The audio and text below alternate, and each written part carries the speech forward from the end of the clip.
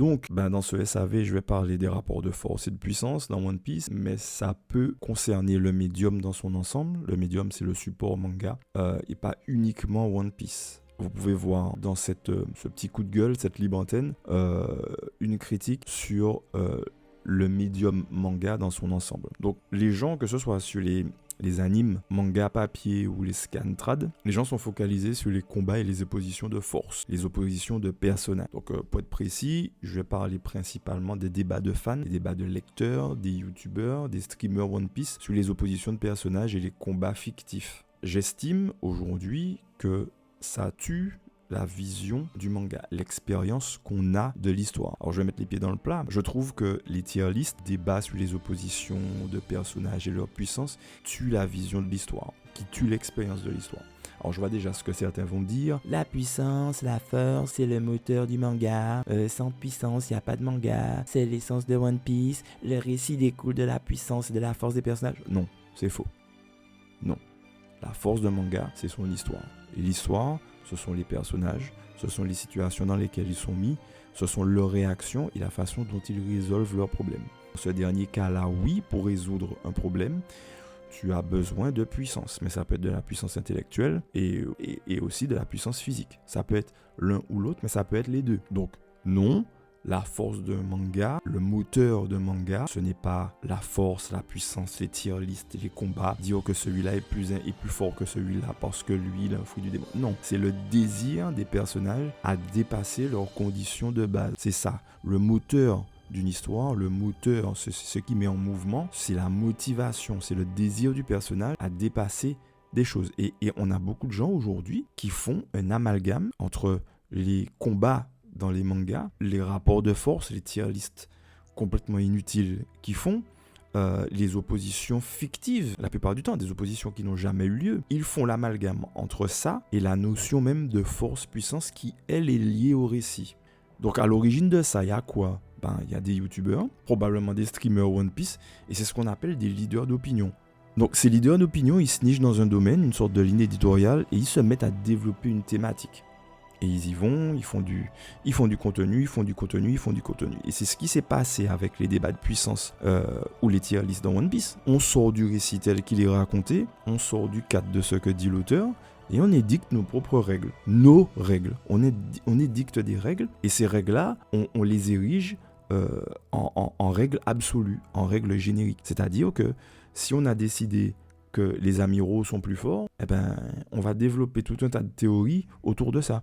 Alors que dans le manga, la plupart du temps, il n'est rien dit de ça. On généralise ces règles et on décide qu'elles sont bien. Voilà. Et tout le monde devrait accepter ça. Donc il y a certains qui ont répondu la mode des débats de puissance, des oppositions entre personnages. Et ça devient des débats stériles sans fin. Pour qui 95% n'auront jamais de réponse. C'est-à-dire que la plupart des oppositions de personnages, des oppositions fictives, c'est des oppositions qui n'ont jamais eu lieu factuellement dans l'œuvre, dans l'histoire. On se met à inventer et à créer des règles autour de ça.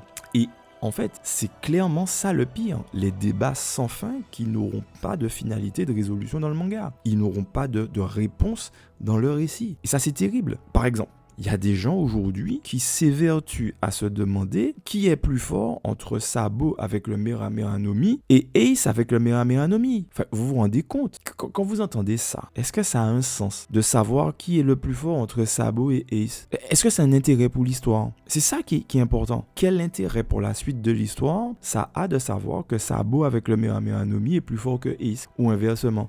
Si Ace est plus fort, si vous avez décidé que Ace est plus fort, ça se passe, on fait quoi ?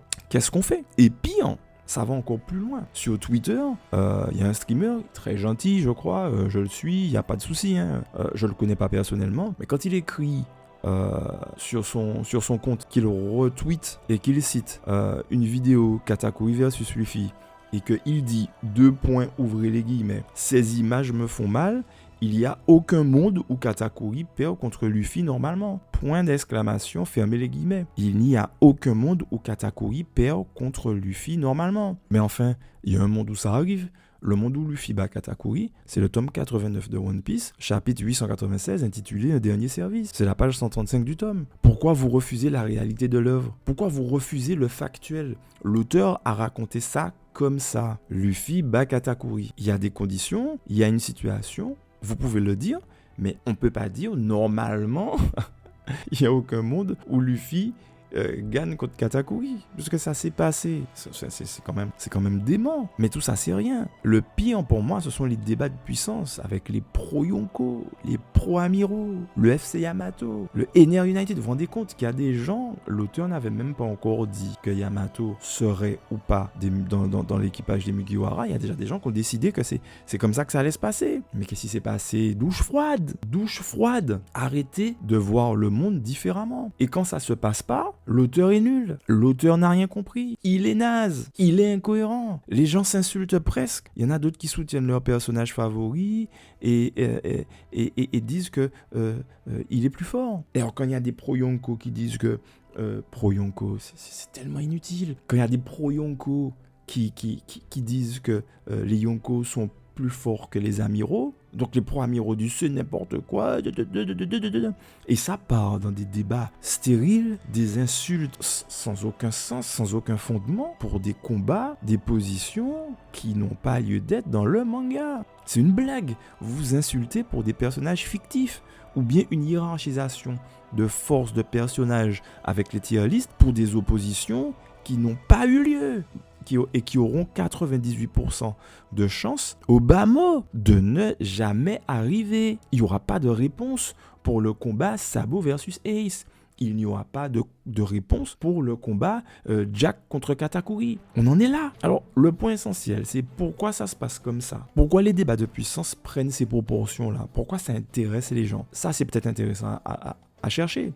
Les humains ont tendance à s'identifier à des personnages. Les humains racontent les histoires. Ils aiment des histoires. L'être humain met tout dans des cases pour mieux comprendre les choses. Et quand on nous raconte une histoire, on s'identifie à un personnage. Et vu que One Piece, c'est même plus un manga, c'est une saga mythique, on a la possibilité de s'identifier à Kizaru, à Akainu, aux thématiques que ces personnages-là soutiennent. Mais ce sont des personnages fictifs. Donc les gens ont des affinités avec des personnages, ils ont des affinités avec des thématiques, ils se reconnaissent dans les persos. Et ça sert à ça, les histoires. Si vous voulez, je vous conseille un livre très intéressant qui s'appelle Sapiens, une brève histoire de l'humanité de Yuval Noah Harari, qui explique qu'en fait, Homo sapiens sapiens, c'est-à-dire notre espèce, s'est développé avec le bavardage. Le bavardage, c'est les histoires qu'on raconte au coin du feu, ce sont les histoires qui se répandent, ce sont les traditions orales, ce sont toutes ces histoires. Et on aime les histoires. C'est ça qui est intéressant. On aime les histoires.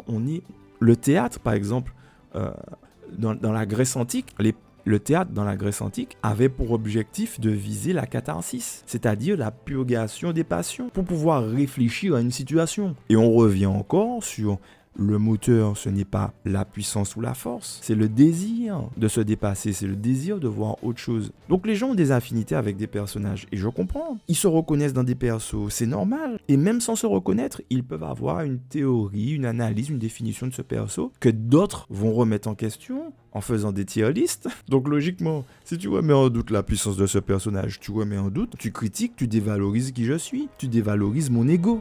L'ego, c'est pas mal. L'ego, c'est ce qui détermine intellectuellement un individu. L'ego, ce n'est pas mal. L'égocentrisme, c'est un problème.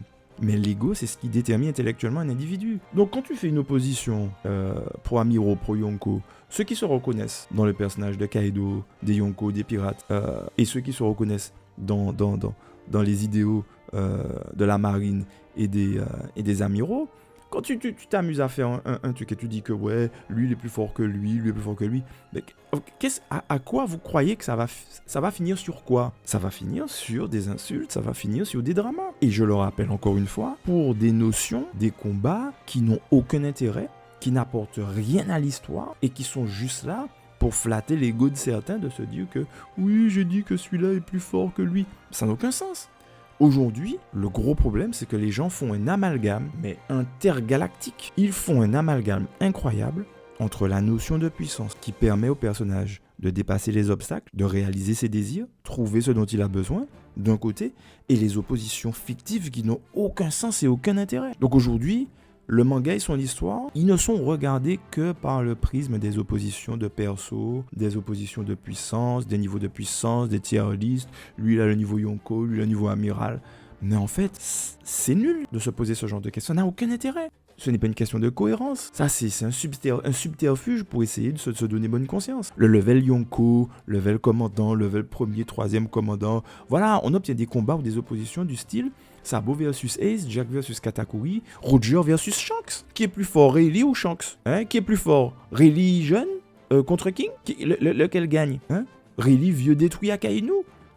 Enfin, pourquoi tu te poses ce genre de questions inutiles? Que des oppositions sans intérêt et qui, je rappelle, encore une fois, n'auront jamais de réponse dans le manga.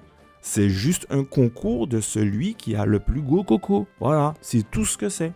Tout ça nous fait voir le manga uniquement par le prisme de la puissance individuelle et des oppositions fictives et inutiles. Ça ne rime strictement à rien. Donc moi j'ai envie que les gens réfléchissent un petit peu, arrêtez de vous poser des questions inutiles.